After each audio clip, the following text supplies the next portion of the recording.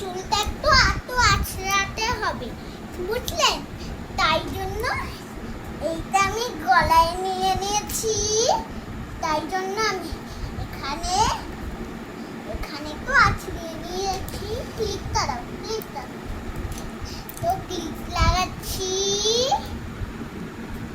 তুমি এখন কি করছো? এখন আমি করছি ক্লিপটা লাগিয়ে। আমি এখন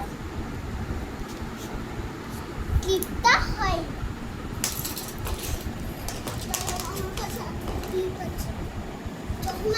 ক্যামেরার সামনে আমি বলছি।